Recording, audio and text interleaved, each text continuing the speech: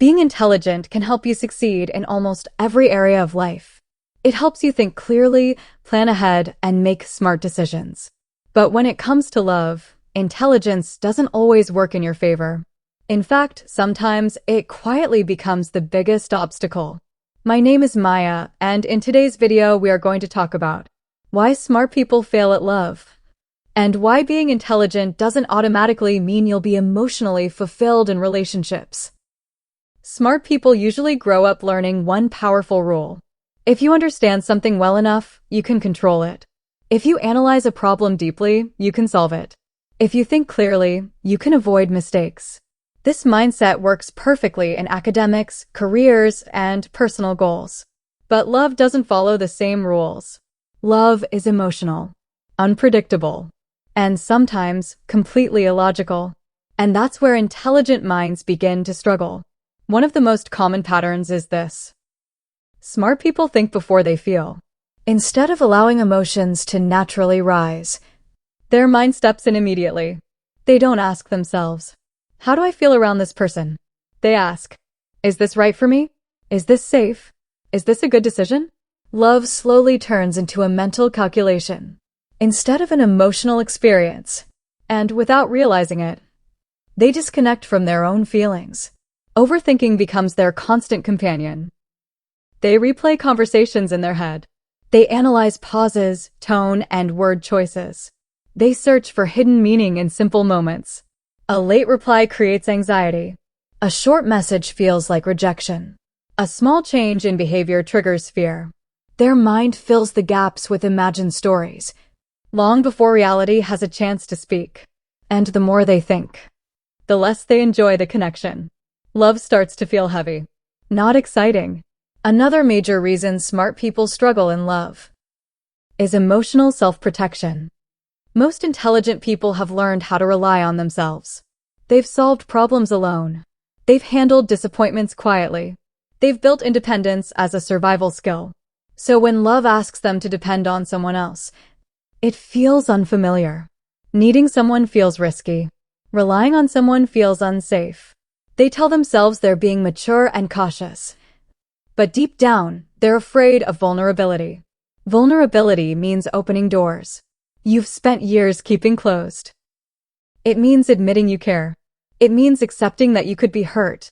It means allowing someone to see your fears, doubts, and emotional needs. For a highly intelligent mind, this loss of control feels threatening. So instead of opening up, they stay emotionally reserved. They keep conversations intellectual. They avoid emotional depth. They stay guarded. And love never fully enters their life. Perfectionism also plays a quiet but powerful role. Smart people are used to optimizing everything. They look for the best choice, the smartest move, the most efficient outcome. So in relationships, they're constantly evaluating. They notice small flaws early. They question compatibility too soon. They compare their partner to an ideal version in their head. Instead of building connection, they keep assessing. But love doesn't grow under constant evaluation. It grows under acceptance. Many intelligent people also struggle with uncertainty. They want clarity, clear intentions, clear direction, clear answers. Ambiguity makes them uncomfortable. But early love is naturally uncertain. Feelings evolve. Connections develop slowly. When you try to force clarity too early, you create pressure, and pressure quietly kills attraction. Another hidden pattern is emotional suppression. Smart people are often praised for being calm, logical, and composed.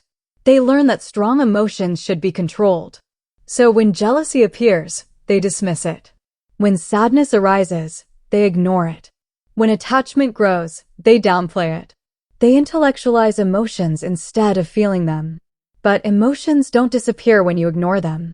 They simply move deeper inside. Over time, this creates emotional distance, not only from others, but from themselves. There is also a deep fear many intelligent people rarely admit. The fear of choosing wrong. They're afraid of investing time, energy, and emotions into something that might fail. So they hesitate. They delay commitment. They keep one foot out. They call it being practical. But love requires presence. When you stay half in, connection never feels secure, and insecurity slowly erodes intimacy. Another issue is the overvaluation of independence. Smart people take pride in being self-sufficient. They don't like needing help. They don't like relying on anyone. But love isn't about proving strength. It's about sharing softness. True connection requires mutual dependence, not weakness, but trust. When you never allow yourself to need someone, you never allow closeness to grow. At some point, many smart people start feeling confused. They've been careful. They've thought things through. They've tried to do everything right. So why does love still feel lonely? Because love doesn't reward intelligence alone. It responds to emotional courage. The courage to feel without full control. The courage to stay present without guarantees. The courage to open up without knowing the outcome. This is where awareness begins. Not to blame intelligence, but to understand its limits. Being smart is not the problem. Using intelligence as armor is. When the mind leads and the heart follows too late, love struggles to breathe. And this realization is the first step toward building relationships that feel real, deep, and emotionally safe. Once you see these patterns clearly, something important begins to change. You stop blaming yourself for not being good at love. And you stop assuming that something is fundamentally wrong with you. Because the truth is, your intelligence was never the enemy. The problem begins only when the mind takes over a space that belongs to the heart.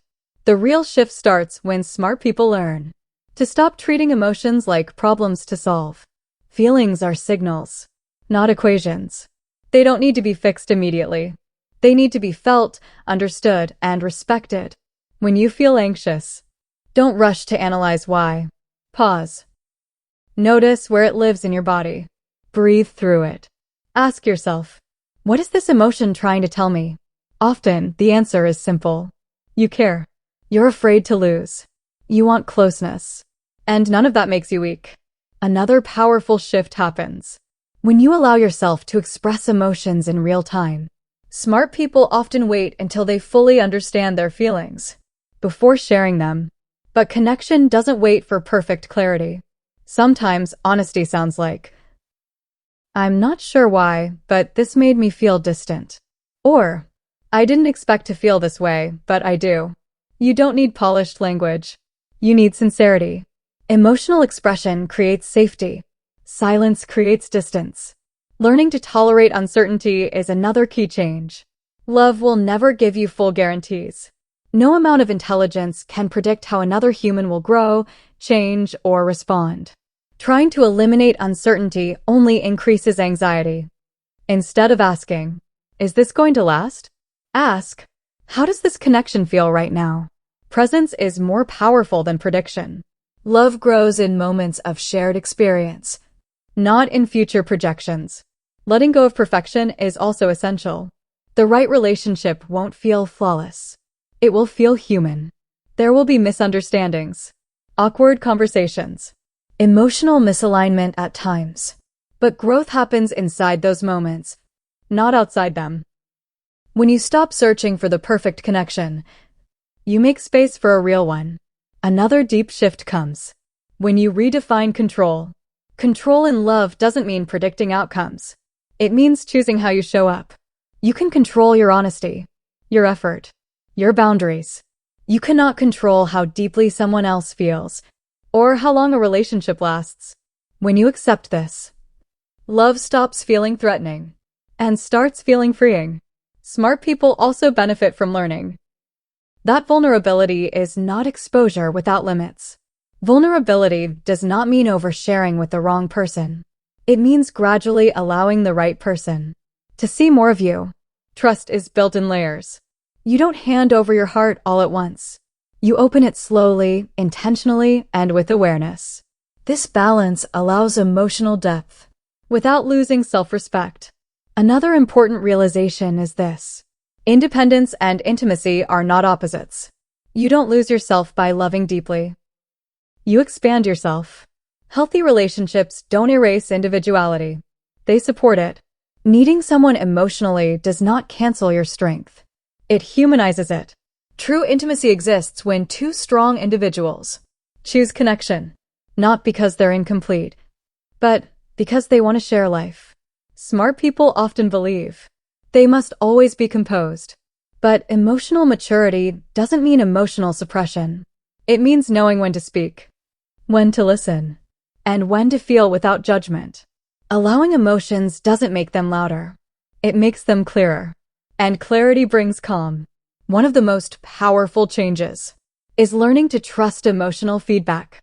If something consistently feels wrong, don't intellectualize it away.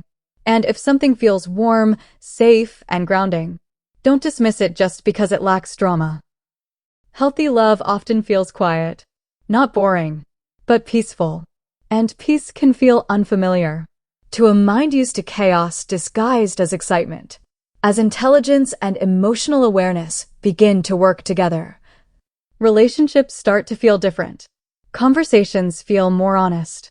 Conflicts feel less threatening. Connection feels lighter.